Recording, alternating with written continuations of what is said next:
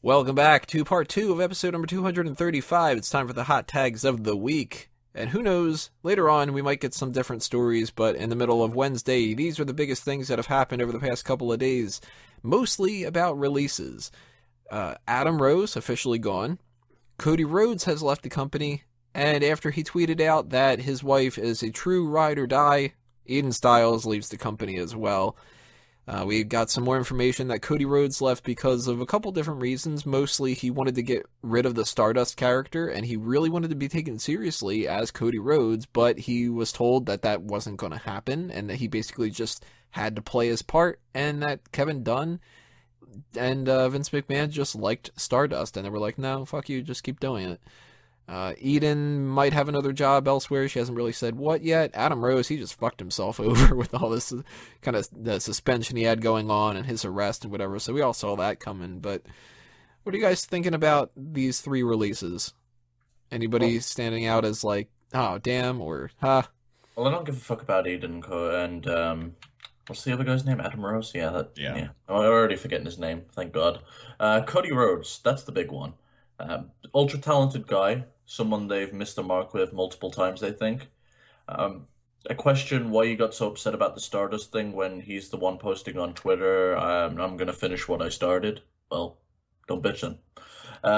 But by the looks of it, from what he's posted, he spoke out about what he wanted. He tried to get things changed.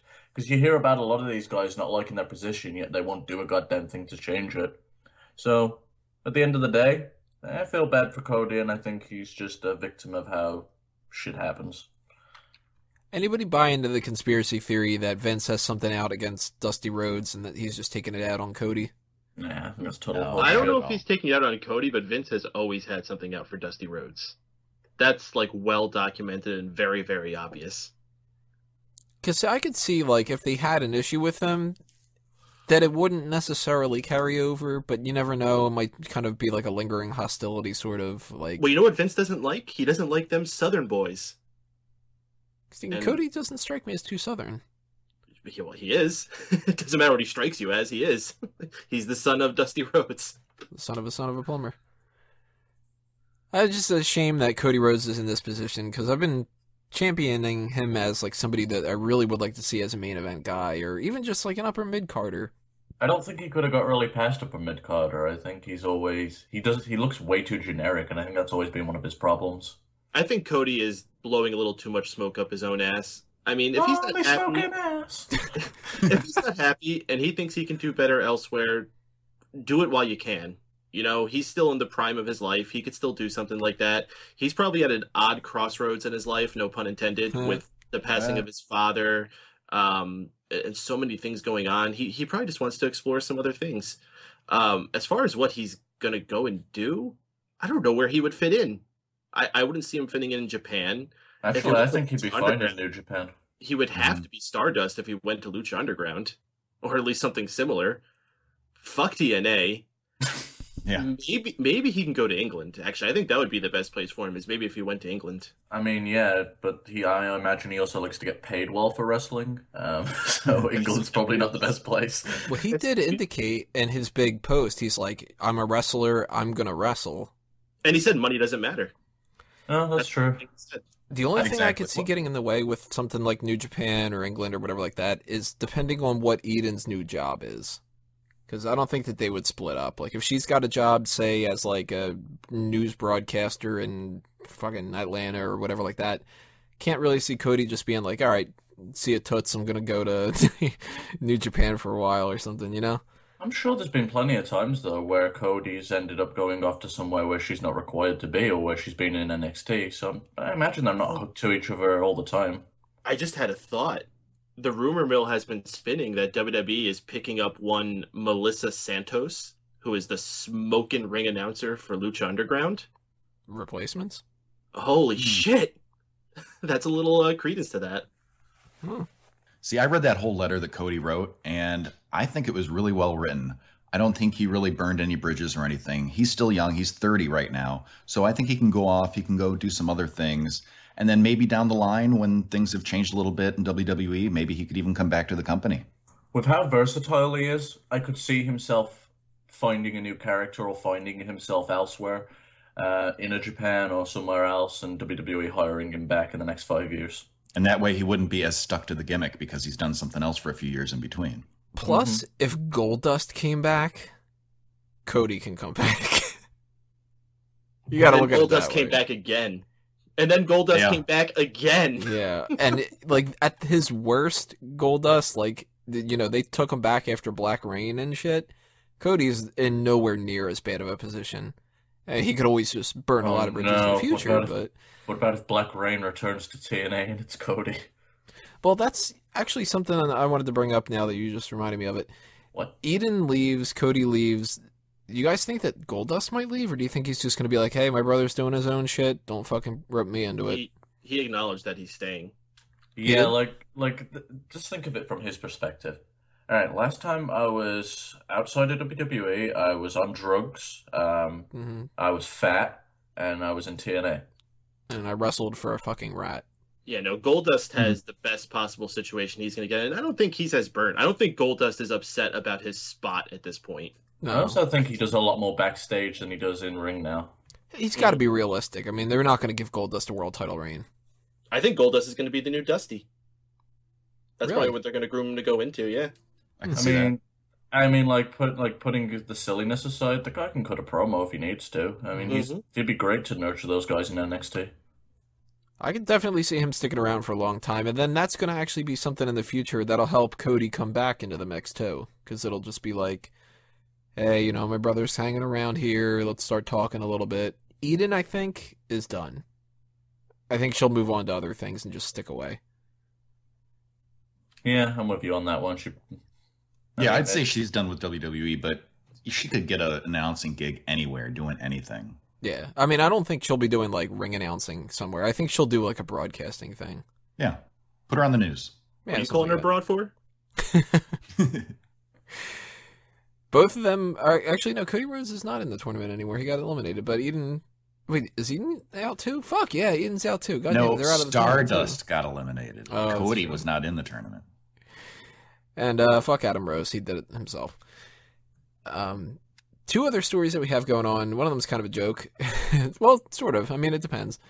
If you're living in Knoxville, Tennessee, it's not a joke. Kane might be running for mayor in 2018.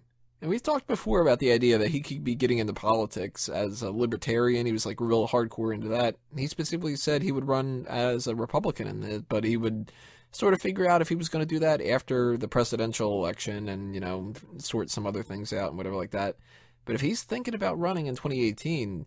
we might not see Kane really coming back all that much, and we haven't seen him for a while. Yeah, I was going to say, what difference does it really make as far as his WWE career goes? I think he's been wrapping that up for a while. I'm glad he's found a venture outside of WWE where he doesn't have to beat up his body at the age he is. I've never really got my head around about how a guy like him has been able to stay so healthy. He's such a big guy, they typically get injured more often. He's jumping off the top rope, and he's quite athletic for his size. So I'm glad that before his body totally shuts down, that he's found a job like this. Or And to the potential people- job like this. And the people who think this is really weird, don't forget, not too long ago, we had Jesse Ventura as the governor of Minnesota. So there's a precedent for that. So I don't think it's as odd as some people might think. Sure, he had a strange character in WWE for a lot of times. But, I mean, just look at some of those, like the insurance videos that he posts every once in a while. He's a professional guy, and I totally think that he could do a good job and be a credible candidate. I mean, even if he And he has a PhD. Yeah. No, he does. What's he got a PhD in? Dentistry.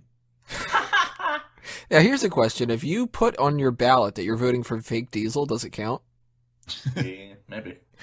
If you put Isaac Yankem, he'll be like, we'll need to count these ballots later. And regardless if you agree with his political view or not, I mean, the guy's got a lot of potential. He's very well spoken. He knows what he's talking about. So, yeah, I think he's got a potential chance to win it. But shit, who knows? Yeah, he might just not end up running, too. That's another thing. Yeah, but you know, someone's going to bring that whole Katie Vick thing up during his campaign. And Oh, you know how, like, when they announce people to come out to, like, their podium to do, like, a debate? He should do the fucking fire. Curious to see what happens here, though. He seems passionate about this kind of stuff, so I can see it happening, especially if it's 2018. He can have a full year and a half to kind of like wrap things up a little bit, and if he wins, then he moves on. If he loses, maybe he sticks around a little bit more, but we'll know more about that a little bit later on. The last thing we need to talk about here, this is big, man, and a lot of people already. This just broke a couple hours ago, and the opinions about this are hot. SmackDown is going to be going live Tuesday nights now on the USA Network, and they announced they're going to do a roster split. We're going to get a draft. We're going to get some kind of a split in a way that they haven't really clarified yet. They haven't said if they're going to bring all the new belts back or if they're going to have any kind of crossover or any of that kind of stuff. So that's all up for speculation right now, but I'm not feeling it. I mean, I like the idea that SmackDown's going live, and, Tuesday nights, it's like, well, I'm probably not going to watch it anyway, so it doesn't really matter all that much, but that roster split, I think it's dangerous. You don't have enough people right now. I agree. I'm very happy about the whole SmackDown airing live on Tuesday. I thought they should have been doing that for many, many years. And now they don't have to lie about, the other day on Monday, they can actually say yesterday, because I know sometimes they fuck that one up. As far as the roster split, I'm right now actually pessimistic, but I hope they prove me wrong. I hope 6 months from now, I'm like, hey, that was the best thing that's ever happened. But right now, I mean, I was never really a fan of it in the first place and the other times they've done it. So I guess we'll see, but I don't know.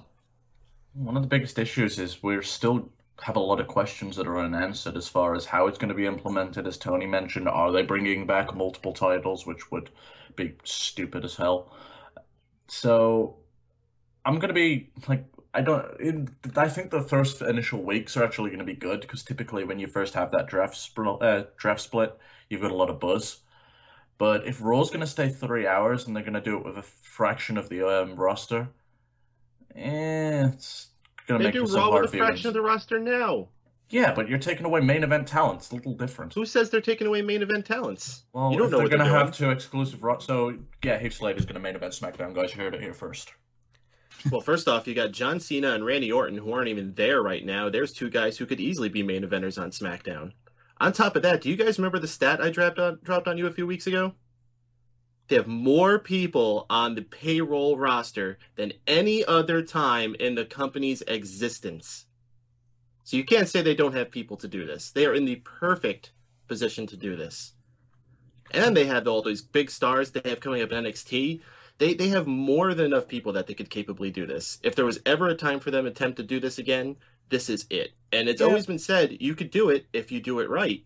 And they've been doing a lot of things right lately. You were making the argument the other night, though, that they didn't have enough people because you don't have John Cena there for main event feuds. Well, if you're splitting those feuds between two rosters now... I never said that. I said John Cena affects ratings, which he does. So if you take John Cena and you give him his own show, rather than trying to have him compete against all those other people, it's still going to bring people in. I'm pretty sure that you said WWE is terrible. Well, see, I think that they're in a position now, if they go with the normal brand split like we had before and all that, there's a couple of issues that are really hard for me to figure out how they can get around. Like, that multiple title thing. Not happening. And that sort of is like either they split the titles up and then that goes back to devaluing them, or you keep just one world champion, which means you need to have people go back and forth between the shows, which kind of kills the split a little bit. But then you've got the issue of, like, timing.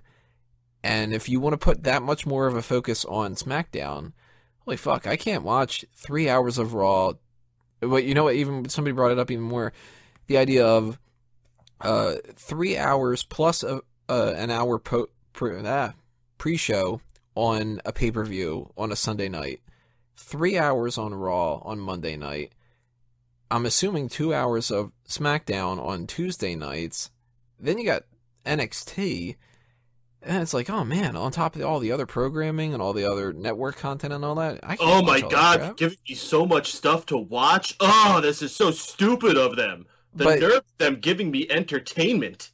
if they do have that and they do make it where you kind of feel like you're left out and whatever like that, that's going to get a little frustrating in a certain way. So maybe that would be a good time to take that 3-hour Raw and bring it back down to 2. Maybe I think they will do. And I think they're going to cut the 3rd hour rather than the 1st. Don't be shocked to see that happen. That would make sense to me. More importantly, I also think this is temporary. That's another thing I wanted to ask, too, because if they are doing this, what, July, it said? Mm-hmm. July 18th or something? Just wrap up by Survivor Series. I can see this being something that plays only when it comes to Stephanie and Shane. It's exactly what it is. Yeah, and then that Triple H thing. Segment. My biggest gripe with this is, like, the main defense I hear for this draft is, well, it's a great way to make more stars, but is it really? I mean, when they're stars in names only, like, you're saying they're stars just because they happen to be in the main event of SmackDown, but what have we seen when those guys actually come over back to the main roster, like on, well, the A roster? Del Rio, mid-Carter. Ziggler, mid-Carter. Jack Swagger, the fuck's he doing? Edge? He's doing Edge? No, he was a main eventer on Raw. He was established by John Cena and Money in the Bank, so... And you think he would have stayed that way? Yep. You're wrong. He's one of the most talented wrestlers in the world, and yeah, he did fine on Raw when he came back too. Well, you gotta be pissed if you're somebody like a Cody Rhodes who just left, and then it's like, oh, there goes an opportunity to be a main eventer. Actually, that would have been his one shot, wouldn't it? Mm-hmm. Or like Ryback puts in complaining, and then they might use him in the future, you know, like... So Ryback would have been a perfect guy for SmackDown. You can't say nobody made a star of themselves on SmackDown, okay? Edge became a much bigger star and sustained himself as a star on SmackDown. CM Punk became a star on SmackDown. Jeff Hardy became a bigger single star on SmackDown. If that didn't exist, those things wouldn't have happened. Yeah, yes and no. I think Jeff Hardy was well over despite being on SmackDown or not. I mean, he was a big star before he left. And that was courtesy of The Undertaker and a few other stars. He was feuding with Shawn Michaels too on Raw. He came back, he was still over. He was a product of the Attitude Era, the hardest period in pro wrestling. So, who was the other guy you mentioned? Punk? CM Punk. CM Punk? Yeah, I can make an argument for that. But then again, you look at his feud with Cena, that's the thing that propelled him. He was constantly shifting between upper mid-carder to main eventer on SmackDown. It was like you're a main eventer until we need Edge or Undertaker to win the belt back. That fucking JBL feud didn't help him. That was terrible. Hey, I'm like a paper champion. Can I feud with this dude who's like over the hill and he can beat me and shit? I feel bad for him then. But we will obviously learn more information about this, I'm assuming, on Monday Night Raw, maybe even on SmackDown because it hasn't aired yet. But that's kind of a curious position for them to just put that out there right now. What a weird way to announce this. I don't know if I read it. I thought it was fake. I thought it was too. I don't know if I read it on WWE.com or if I read it on one of the Scoop Scuttlebutt, but it was. They said imminent. So does that mean like they're going to announce it on WWE.com this week? Or they already did. Like no, I mean the actual split itself. Who's on? They did. As far as the split, no. As far as who's on the rosters, no. I imagine they're going to do a draft. Probably on Raw. Yeah, they said an imminent draft, so I don't know if this is going to be... Actually, that'd be good for a network exclusive. Mm. Yeah, I mean, I don't know what's going to happen with that, because I hadn't heard of anything like this being alluded to for the SmackDown taping. No. That's so weird that they just drop it on a Wednesday morning of all times. That's a big announcement. That's the kind of announcement that you have to end a pay-per-view. So, can we all just agree that TNA is going to have to move nights again? For that matter, why wasn't this just what Vince said when he had that segment with them in the ring last month? That's kind of what I was expecting at that what time. The hell? I wouldn't be surprised if they only just figured it out. Yeah, they probably didn't have this plan yet. Well, I mean, they are moving to USA, so it could have been something where they just finalized a deal like 3 days ago. Probably finalized it this morning. Maybe. It could be that, actually. They could have just been like, if we can get this move, then we'll do that, and then we'll just put it out there and, They couldn't hold themselves back. Like, gotta tell them, guys. Gotta tell them. I'm so excited. They signed the contract, and as soon as they put the pen down, they're like, just gonna like. They pull out their phone and start tweeting already. There's so many things I want to say. Some of it is fuck Cody Rhodes, but I can't say that. So, obviously, if we know any more information about that, we will let you guys know on smarkoutmoment.com and Megamaniacs and all the other avenues that we have. But for now, we're going to take a break, and we're going to do the rest hold. After that, we're going to come back and start talking about those questions you submitted for the May mailbag. So stay tuned, everybody.